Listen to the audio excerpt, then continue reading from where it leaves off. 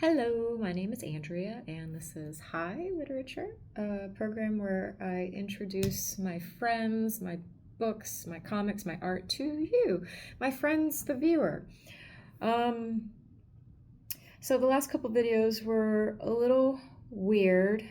I tried doing one outside because the conference rooms here at work, they were getting new furniture brought in and old furniture taken out, and I couldn't do it here.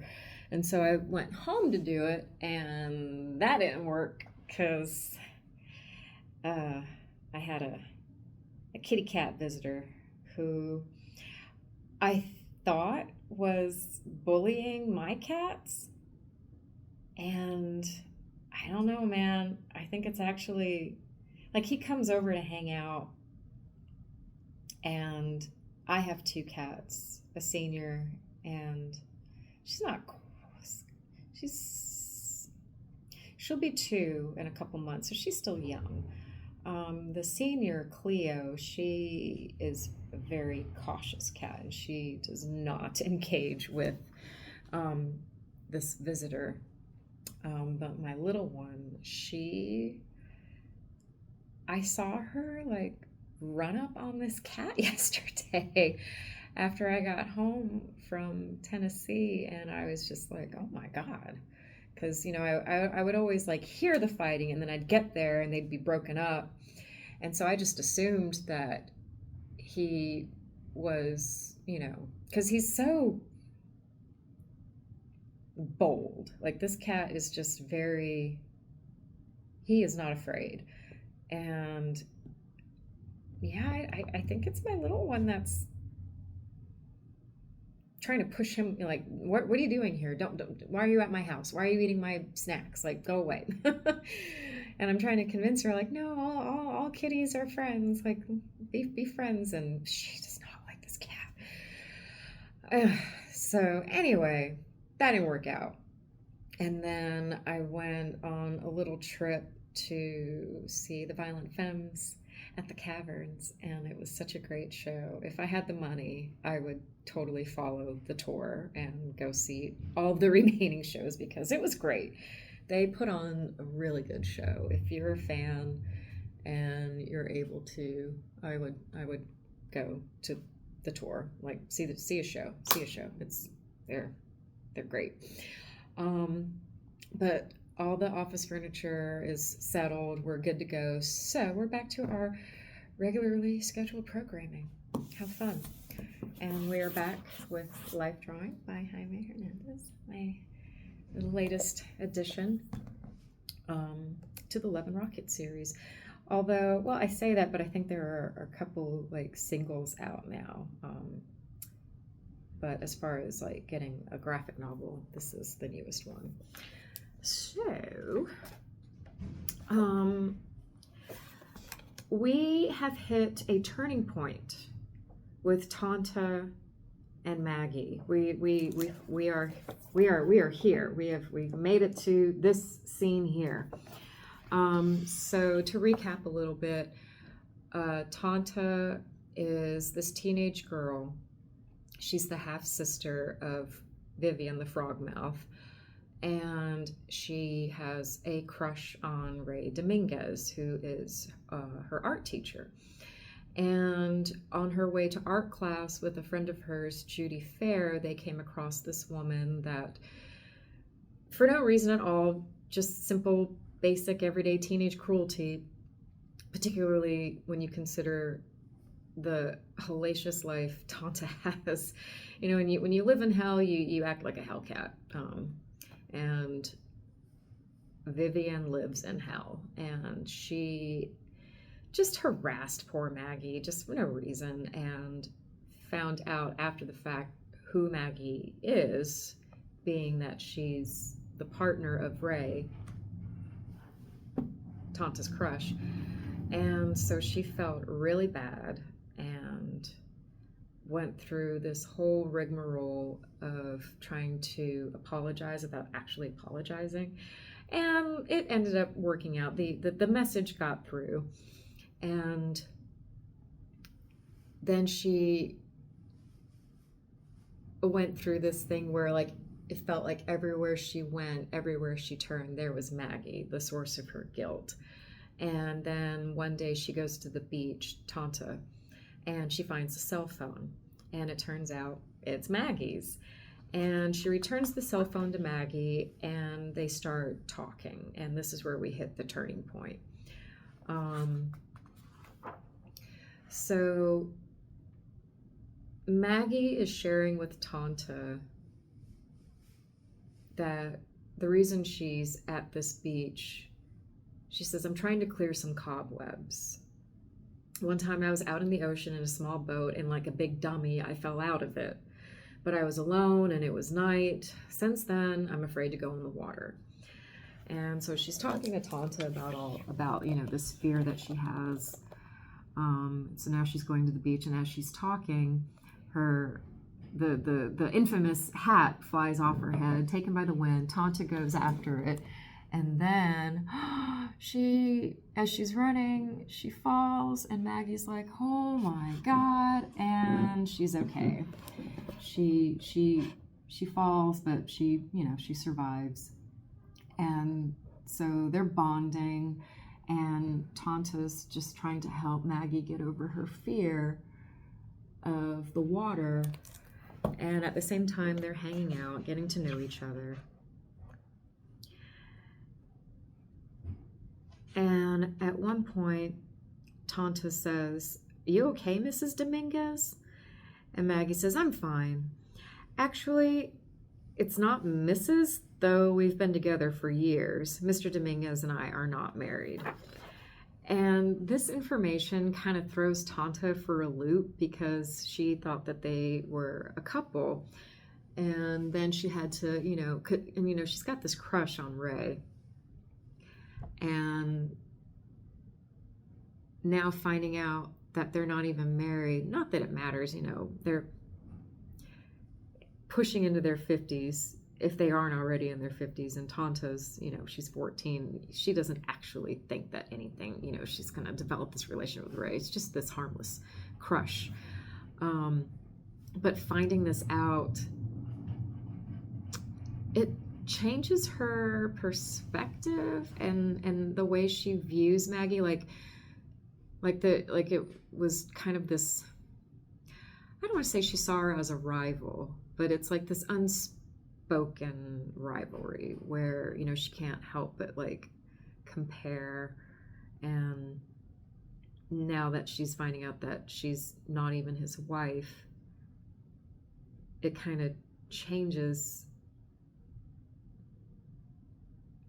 how she feels. And the next day when she's in class, Mr. Dominguez, Ray, says, oh, look who's back. And Tonta's like, hi, I am back in class. And Judy Fair asks, oh, you hung out with Mrs. Dominguez. How was it? And Tonta goes, weird, but kind of nice. I guess that's what spending summer with a crazy aunt is like. So Maggie's changed places in Tonta's heart. She sees her now as like a crazy aunt. And then we go into, and so she's back in art class. Judy's like, oh, how'd it go? And she's like, oh, yeah, it was good. And it's like hanging out with the crazy aunt. And then this next page, Tonta's mind at 3 a.m. Oh my God. So she's lying awake and her mind is just, I'm sure we all know how that feels. And Tonta's asking herself, what the frick is with Mrs. Dominguez? Why was she being so nice to me? Was she trying to screw with my mind or what? She's just like in a tizzy. She doesn't know what to think. I mean, what was that afraid to go in the water shit? She didn't almost drown in no frickin' ocean, I bet. She was just trying to make me feel sorry for her. She was probably scared I was going to beat her up. Old people are stupid and useless. What does Mr. Dominguez want with her anyway? She gets herself all worked up. And then she thinks to herself, he'd be far better off with someone who gets him, understands him, respects his intelligence. And this just reminds me so much of Audrey Horne, just like all lovey-dovey over Dale Cooper. And it's just so precious. And then Tonta has this realization, ew, no, I could never be with him. He was with my sister, for frick's sake, spoiled goods. And then she has another realization, wait, Mrs. Dominguez was with Vivi too. But how? How? Who are these people? And then she rolls over in bed and she thinks to herself, poor Mr. Dominguez. Mrs. Dominguez needs help badly, and as usual, my sister ruins everything. So her feelings for Maggie, they've just gone through such an evolution where at first she resents her, and then she comes to see her as a crazy aunt, and now she feels, dare I say, pity? She feels pity for Maggie because of because of the fact that she was involved with Vivi, which honestly, let's say, that's a legitimate reason to feel pity for somebody, because Vivian is, well, she's the frog mouth. She's just bad news. What did Hopi call her? She's trouble and not the sexy kind. She's just bad news. So yeah, I just love the way Jaime illustrates Tonta's face. And then she's just and then she just gets all mad and worked up, and then, oh, he would be much better off with somebody who gets him. And then she's like, wait a minute, I could never be with him. He was with my sister. And oh my God, wait, Maggie was with Vivi too. And just heartbroken, just so sad over, just feeling pity over Maggie and Ray's involvement with Vivian. So the next thing that happens, we're back at the beach, hanging out, Tonta and Maggie bonding, and it's lovely. It just made me feel so good to read this part, because I had such anxiety over this cover. It's just the thought of Tonta being a jerk to Maggie, I couldn't handle it. But it's lovely. I love this little scene down here. So Tonta gets Maggie to go out into the ocean. She's celebrating, oh, you did it. And Maggie's shaking her fist at the ocean, you ain't seen the last of me. It's so good. I just love it. I love it.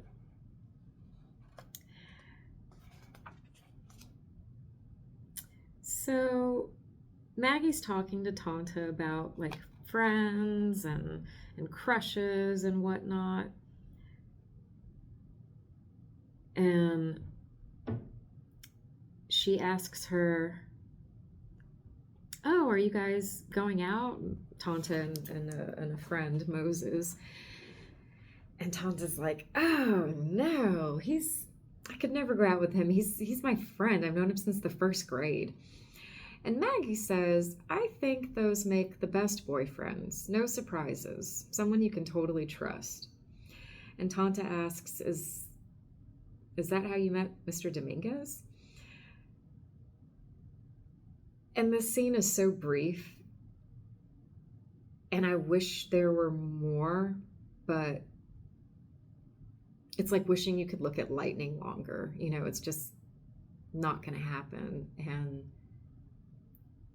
just the whole nature of how lightning exists, that's what makes it so amazing. And that's how this scene is. It's just such a quick flash. And I wish it could last forever.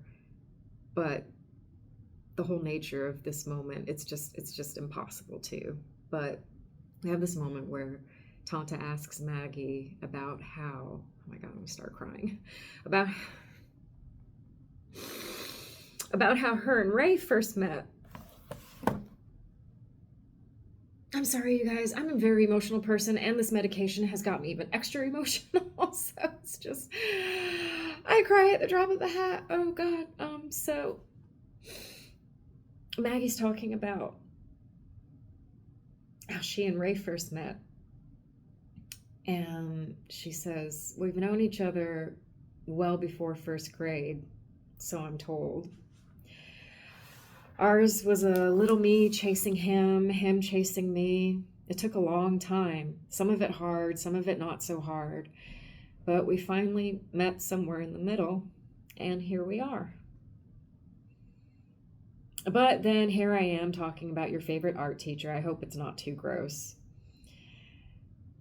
And Tonta says, blushing, it's not gross at all. Same time next week, same cat channel. Oh my God, I'm gonna start crying. But yeah, it's just this quick little moment right here. Tonta's asking Maggie about how they first met, and Maggie's just sitting there. Classic Maggie, balled up, knees drawn up, and talking about, well, the story of the love bunglers.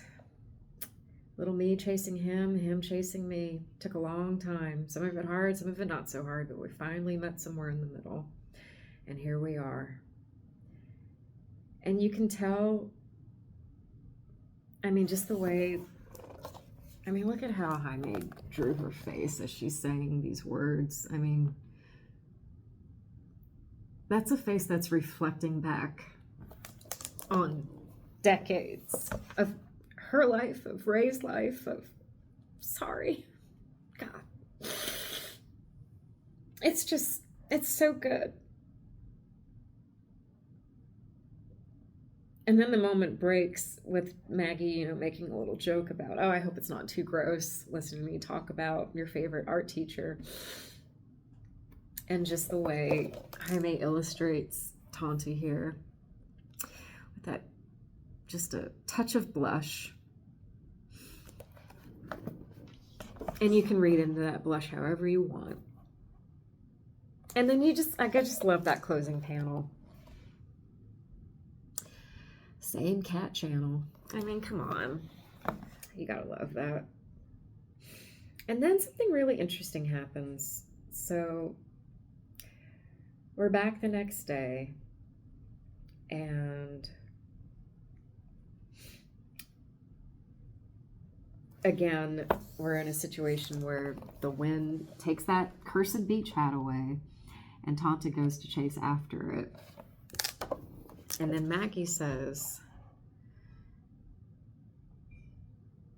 let's see here. So Tonta's saying, I can still get it. And Maggie says, you'd never come back. See how the undertow is carrying it out? And Tonta goes, well, it's off to a new adventure. And Maggie says, maybe it's a sign. And Tonta says that you need to buy a new one that glues to your head.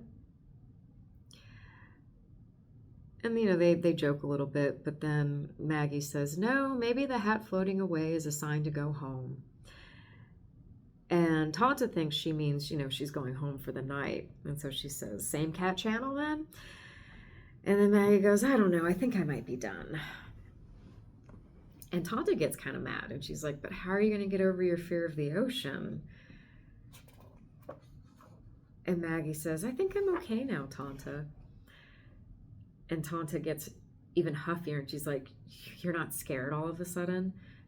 And Maggie says, oh, believe me, I'm still a quivering mass, but it just makes more sense to me now.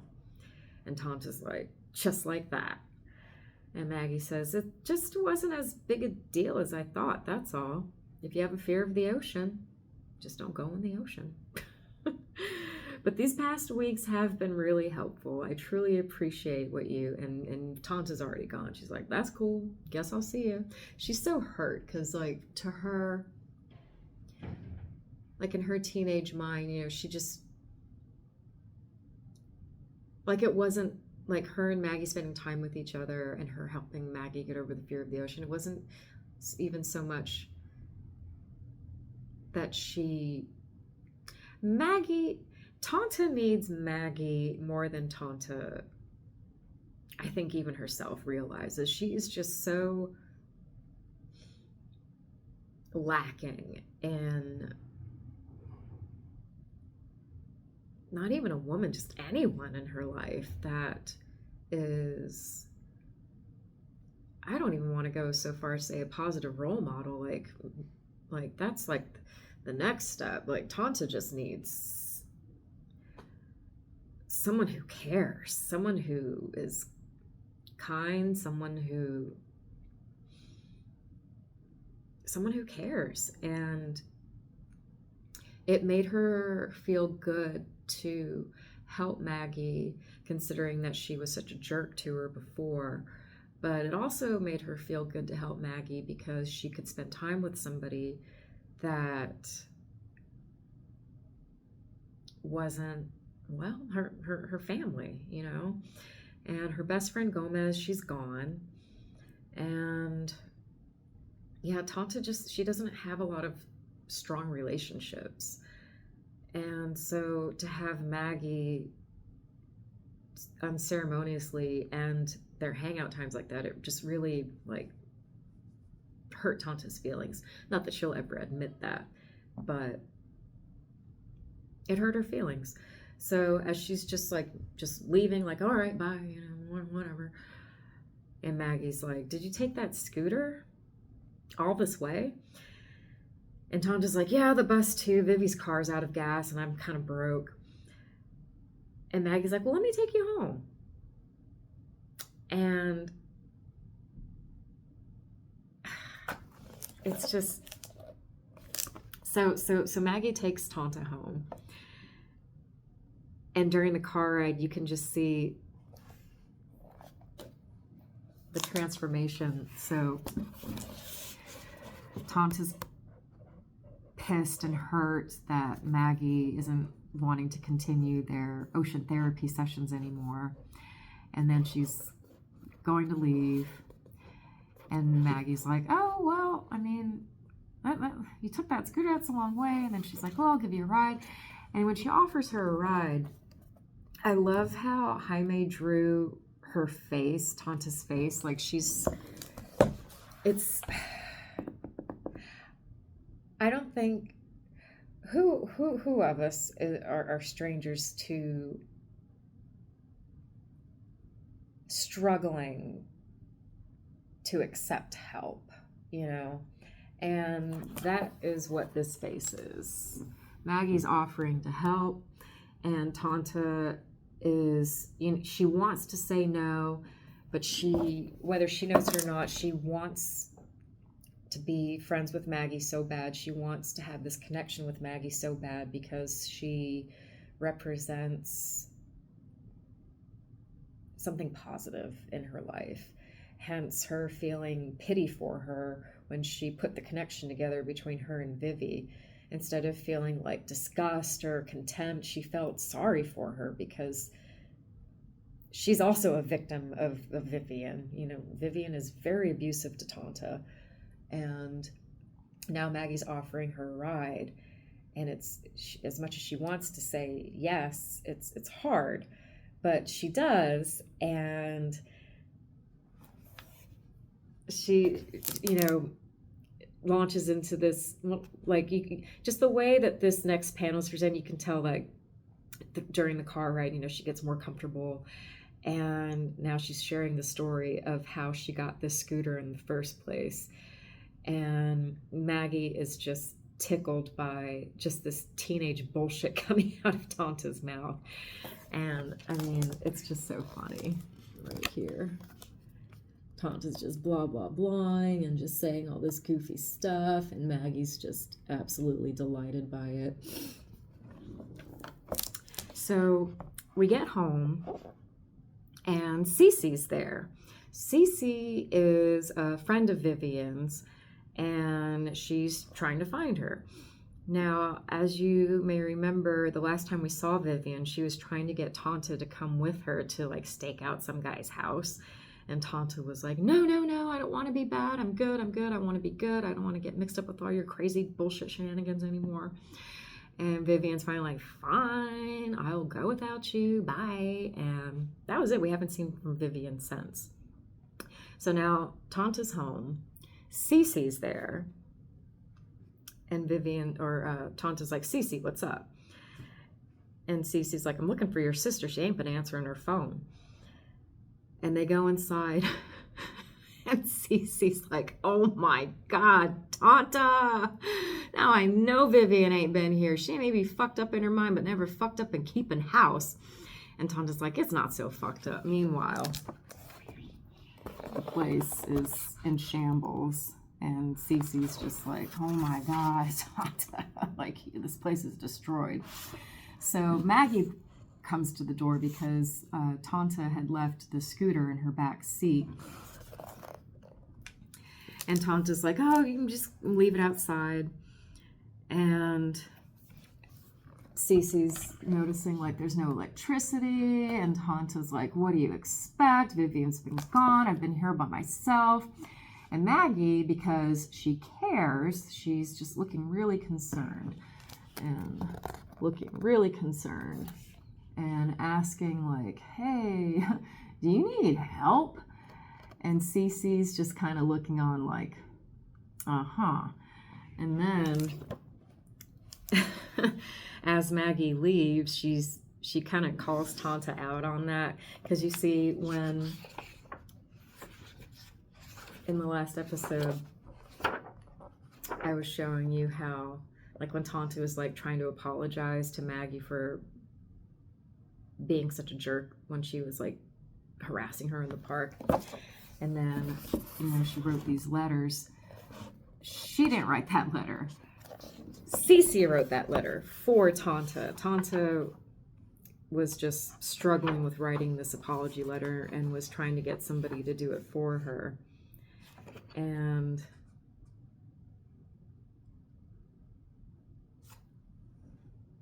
go away, alarm.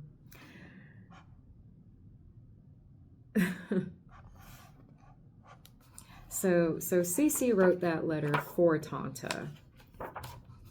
And so Cece knows about, the drama that happened. And so she asked Tonta, was that? And I love Tonta's response. She says, yes, my friend, not the death of me queen, not Vivi's ex, not even Mr. Dominguez's wife, my friend. And Cece says, you should have took her money, baby. No telling when Vivian's coming home. And Tonta's like, blah, blah, bye. So, Maggie's concerned, offers her money. Tonta's like, no, it's fine. So Maggie leaves, and Cece's like, was that who I thought it was? And Tonta's like, that's my friend. She's not this label, she's not that label, she's not this label, she's my friend. And it just really, what I was saying before about how Tonta really needs somebody. She needs a friend. She needs an adult in her life that isn't toxic, because that's all she's surrounded by.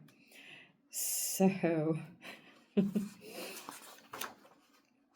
I love this contrast. So here we have Tonta's mind at 3 a.m., right? We remember that. Now we go to here, Maggie and Ray at 9:44 p.m. And when we were at the Tonta thing, she's laying there at 3 a.m, just her mind's just ruminating over Maggie and Ray and Vivian. So now here we are with Maggie and Ray, and let's see what they're talking about. So Maggie's saying to Ray, it's so sad. She's left all alone. She hasn't heard from Vivian. And Ray's like, are you surprised? And Maggie says, by Vivian's actions, no, but Tonta's different. You can tell she just wants to do the right thing. True. And Ray says, she is an eager student. Then I think we should help her. How? I don't know, maybe she could move in with us until... that girl's got a heart of gold, Ray. Is this the same girl who bullied and threatened you not too long ago? And you got a heart of caca. I just don't think we should get too involved in this girl's life. You gotta give me a better reason than her goofing up like that. The fuck fucking frog mouth. Oh, okay, you got a good point. A big point. A point with the venom, with a point with venom oozing out of the tip. So here they are talking about, like, they want to help Tonta. Maggie's even talking about maybe she can move in with us. And Ray's just like, And Maggie's like, come on, dude. Like, where's your sense of helping out? We were, it wasn't that long ago. We were young and struggling and trying to figure out where we were living. Are we sleeping in Del Chimney's closet? And come on. And then Ray brings up a good point, the fucking frog mouth. And Maggie acknowledges, okay, you got one good point, a big point. And Ray says, a point with venom oozing out of the tip. Because, the frog mouth, she's just, Vivian is bad news. And I just love how these panels go. They're just in bed talking. Maggie's stressed out, worried about poor Tonta. Maybe she can move in with us. And Ray's just like, and Maggie's like, oh, come on. And yeah, not gonna happen. She unfortunately, and it's just so sad. It breaks my heart, because you can be a good person. You can demonstrate in your actions that you're trying to be a better person. You're struggling. You're in a bad spot. You need help. You have people who want to help you, but because of the people you're associated with, through no fault of your own, she didn't ask to be Vivian's half-sister, but Vivian is such a cloud of toxic hell that it makes them second guess whether or not they want to become involved in helping Tonta out. And it's just sad. They're not wrong for that. It's nobody, there's no villain here. There's no, oh, they should have, or they could. It's just sometimes how the cards play out. And it's just a bummer. So, where is Vivian? What has happened to the frog mouth? Speaking of. And I guess we'll just have to find out later, because I gotta go. All right. Thanks for hanging out. Bye.